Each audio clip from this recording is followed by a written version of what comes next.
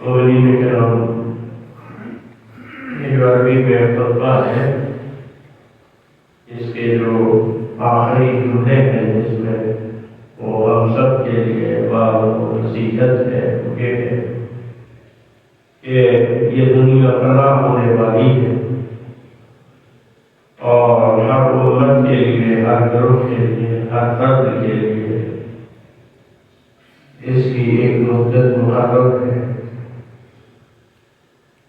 بڑا تعجب ہے کہ پھر یہ ہم کیسے غفلت میں پڑے ہوئے ہیں۔ ہم تو کیا ہے، مسافروں کی طرح ہے جن کے لیے کوچ کا نگارہ بجنے والا ہے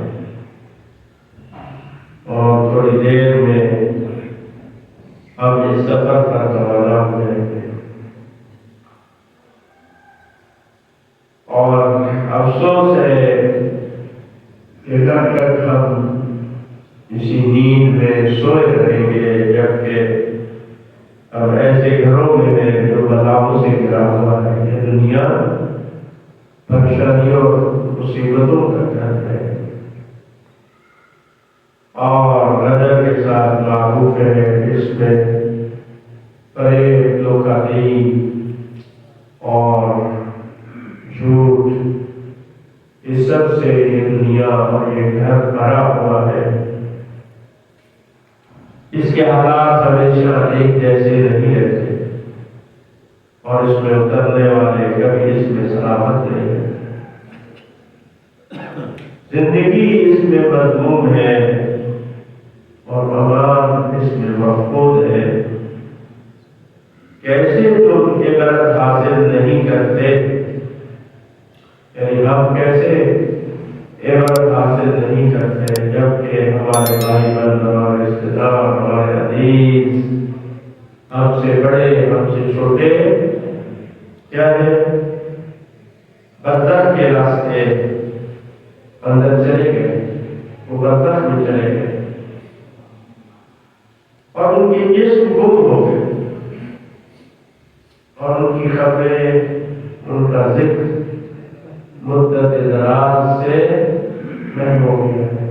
اب ان کا کوئی ذکر بھی نہیں کرتا، ان کو کوئی یاد بھی نہیں کرتا، سوائے اس کے کہ خاص موقع پر سالوں بعد کسی کو یاد آ جاتے ورنہ ایک مدت دراز سے ان کی خبریں بہہ ہو گئی، ختم ہو گئی۔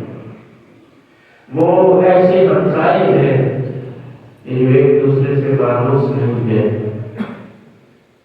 اور ایسے دوست ہیں کہ وہ ایک دوسرے سے ملاقات نہیں کرتے۔ فریاد ہے ہماری اس تنہائی کے گھر سے اور وحشت کی منزل سے اور ہمارے اس تنہائی کی منزل کی قدر اور ہماری مسافرت کی تنہائی، وہ مصیبت کتنی طلب تیز ہے اور سفر کتنی دور ہے اور ذات رات کتنی کم۔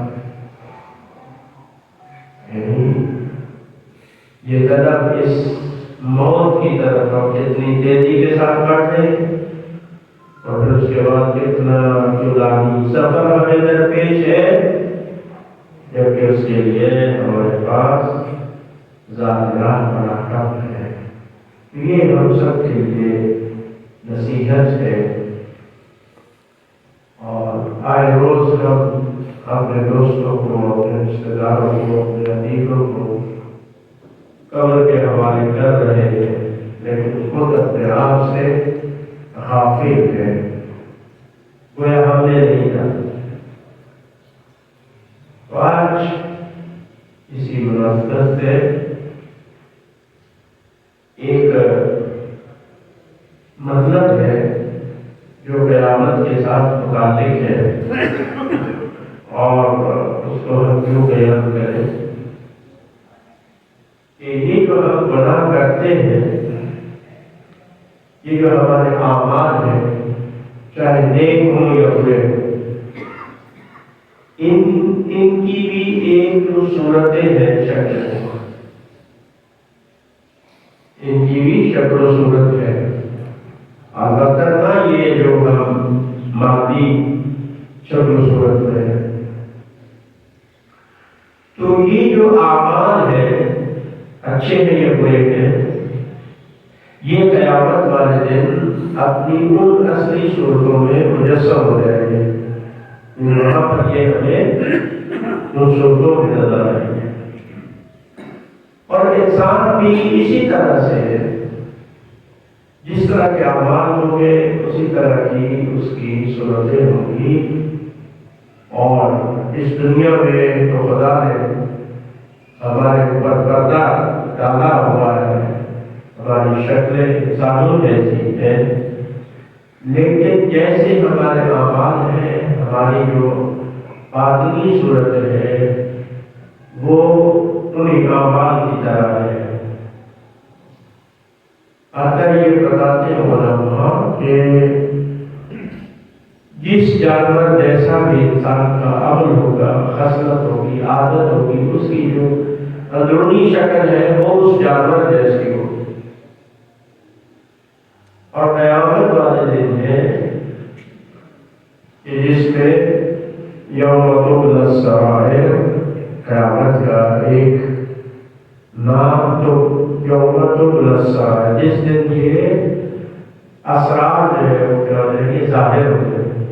یہ جو ہماری اندرونی صورتیں ہیں، باطنی صورتیں ہیں، وہ کیا ہونے گی، وہ عیاں ہوں گی، اور انسان اس اپنی اصلی شکل میں ظاہر ہونے قیامت والے دن، جو انہوں نے اپنے اعمال کے ذریعے سے بنائی ہو، جو اپنے عمل کے ذریعے سے انہوں نے شکل بنائی ہوگی۔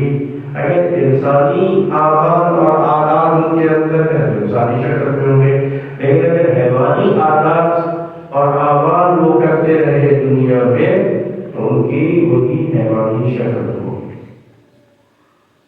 تو اس میں قرآن مجید میں ہے یوم ينفخ في الصور فتأتون أفواجا، کہ جس دن سور پھونکا جائے گا اور لوگ گروہ در گروہ حاضر ہوں گے۔ تو تفسیر مجمل بیان میں روایت ہے کہ اس آیت کے معانی میں رسول اکرم صلی اللہ علیہ وسلم سے دریافت کیے گئے تو حضرت صلی اللہ علیہ وسلم نے فرمایا، اے معاذ، ظاہر پوچھنے والا معاذ بن جبل تھا، آج تم نے بڑی ہی اہم بات کی بابت دریافت کیا ہے۔ پھر حضور کی آنکھوں سے آنسو جاری ہو کر آپ کی آنکھیں اشک آور ہو گئی، آپ کی آنکھوں میں آنسو آئے۔ پھر آپ نے فرمایا، قیامت کے روز میری امت 10 قسموں پر منقسم ہوگی، یعنی اس کے 10 گروہ ہوں گے، 10 اقسام ہوں گے۔ خدا عالم ان 10 قسموں کو مسلمانوں کے لوگوں سے قطعاً علیحدہ کر دے گا، یعنی جو مسلمان ہیں نیک لوگوں کی الگ، ان کے علاوہ لوگ جو ہوں گے امت سے، لیکن آپ قیامت کا دن آپ امت سے الگ ہوں گے، تو ان کی 10 قسمیں ہوں گی۔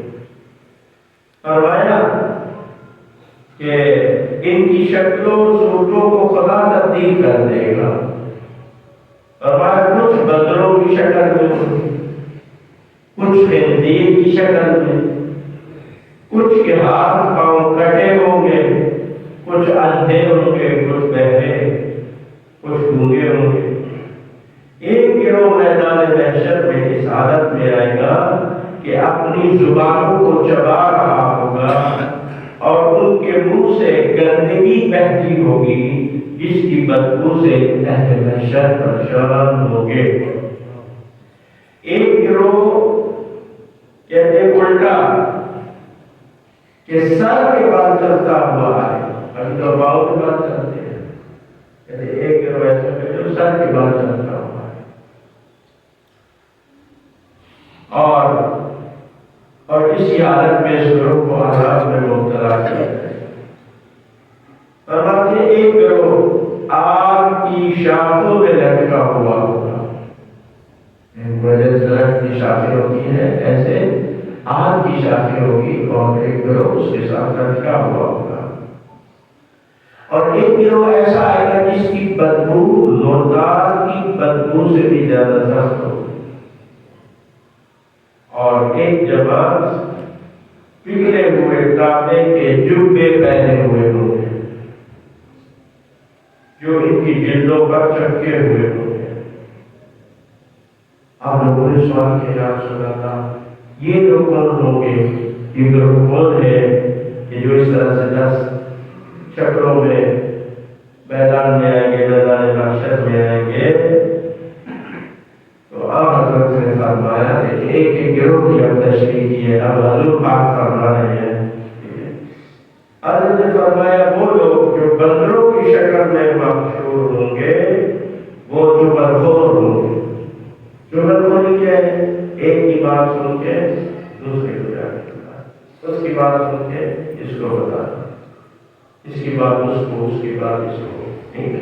یہ جو بدخوری ہے ایک دوسرے کی باتیں دوسرے لوگوں تک پہنچانا، یہ جو بدخور فرمائیے بندر کی شکل میں محشور ہوگا. بھائی شفاعت تو تب ہوگی نا جب انسان کی شکل میں ہوگا. جنت میں تو انسان جائے گا، یہ جانور جنت میں نہیں جائے. لیکن وہ لوگ جو دو آدمیوں کے درمیان رسنا اندازی کرتے ہیں، جو دونوں کو لڑاتے ہیں، دونوں کے درمیان نفرت پیدا کرتے ہیں اور دونوں کی باتیں ایک دوسرے تک پہنچاتے ہیں اور ایک دوسرے کو آپس میں لڑا دیتے ہیں، یہ جو لوگ اور یہ بندروں کی شکل. دوسرا کو آپ نے فرمایا کہ خنزیر کی شکل میں ظاہر ہوگا. وہ کون ہے؟ کہتے جو حرام کھانے والے ہیں، جو حرام کھاتے ہیں، حرام کماتے ہیں، جو چیز ان کے لیے حلال نہیں ہے وہ ذریعے سے کماتے ہیں. فرمایا وہ خنزیر کی شکل میں ظاہر ہوگا. مثلاً تجارت میں کم فروشی کرتے ہیں، پچھلے جمعے میں بھی بتایا تھا، لوگوں کو دھوکہ دیتے ہیں، ملاوٹ کرتے ہیں، قیمت اچھی چیز کی دیتے ہیں اور دیتے گھٹیا چیز ہے، کم کوالٹی کی چیز کو دیتے ہیں، عیبدار چیز لوگوں کو دیتے ہیں کیونکہ اس ذریعے سے روٹی کمانا حرام ہے. کم دام میں توڑتے ہیں، لوگوں کو دھوکہ دیتے ہیں، لوگوں کا مال غصباً یعنی زبردستی ناجائز طریقے سے کھاتے ہوئے کماتے ہیں. فرمایا یہ خنزیر کی شکل میں عالم بشر میں محشور ہو.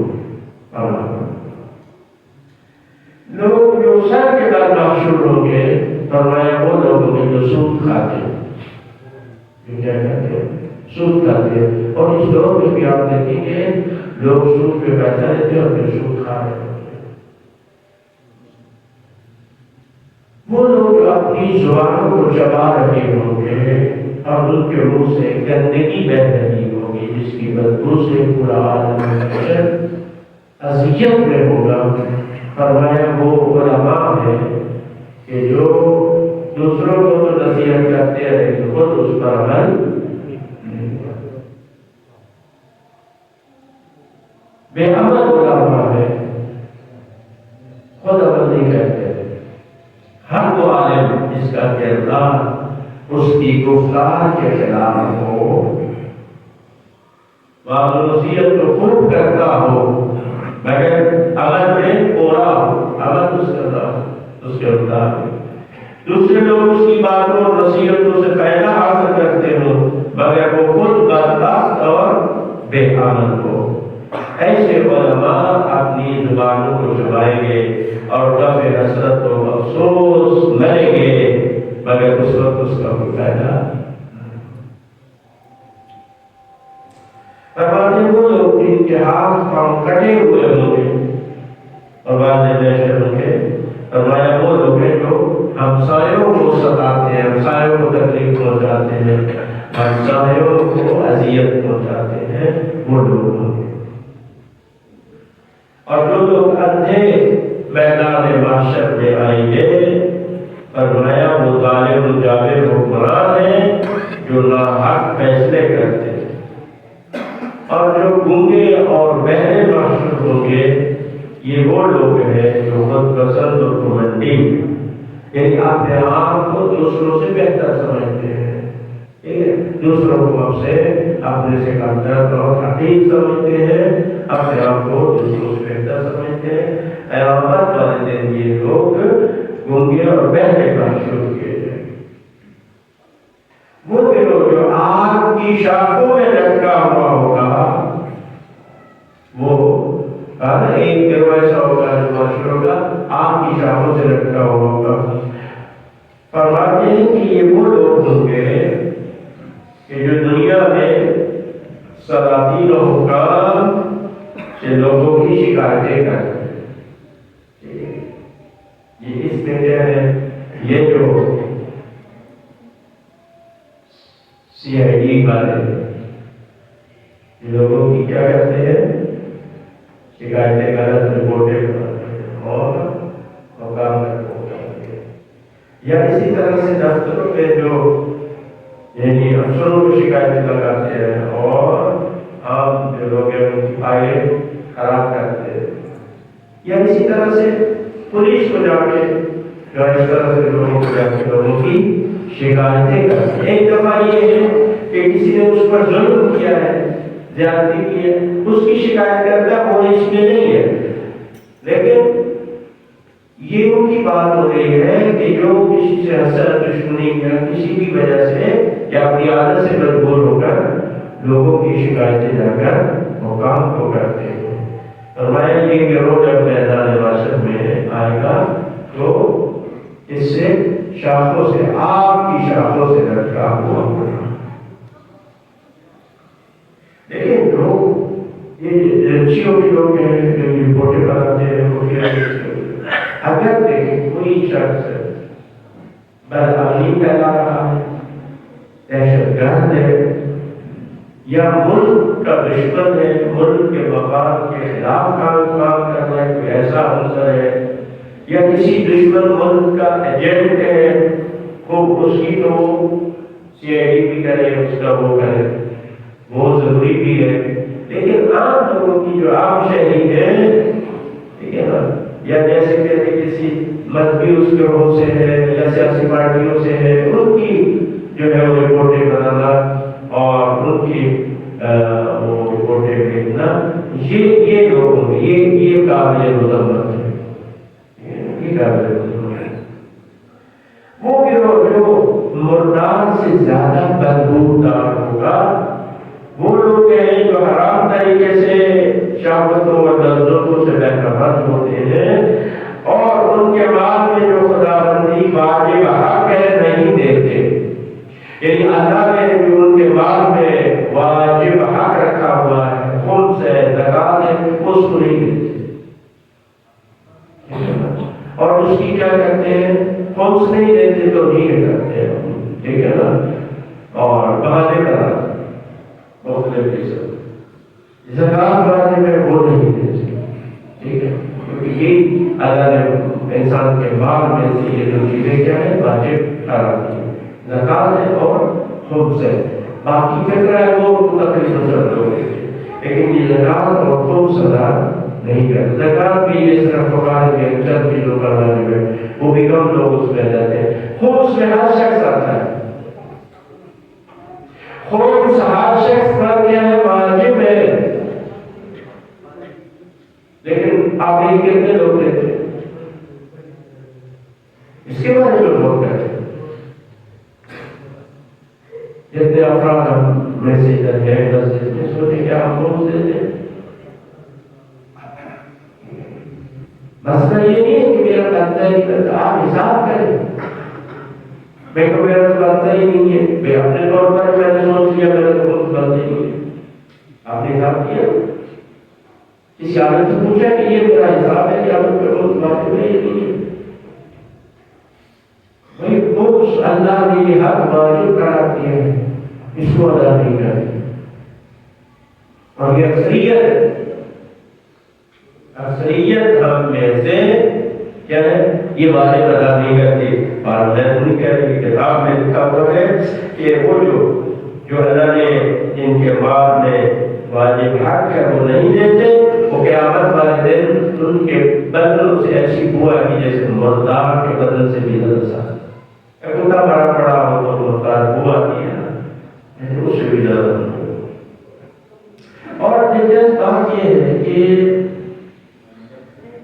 محشر میں لوگ ان گنہگاروں کو ان کی شکلوں سے ان کی حالت سے پہچانیں گے کہ یہ کیا گناہ کرتا تھا. اس طرح سے فرماتے وہ گروہ جو آتشین جبے پہنے ہوئے ہوگا وہ فخر و تکبر کرنے والے لوگ ہیں. اور وہ لوگ کچھ ایسے بات فرماتے ہیں کہ ان کی آنکھوں میں آگ کی سرائیاں ہوں گی.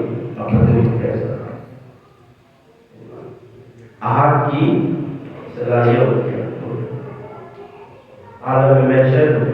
ابھی وہ جہنم میں نہیں گئے، محشر میں وارد ہوئے عالم محشر میں. فرمایا کہ ان کی آنکھوں میں آتشین سلاخیں ہوں گی.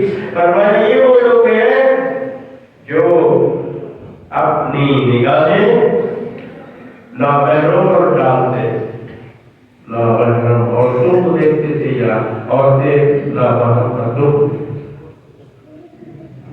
یہ ان کے بعد فرماتے ہیں کہ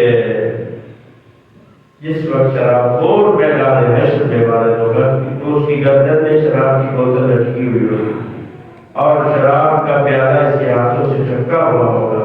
اس کے جسم سے بدبو اٹھ رہی ہوگی جو ہر مردار سے زیادہ بدبودار ہوگی.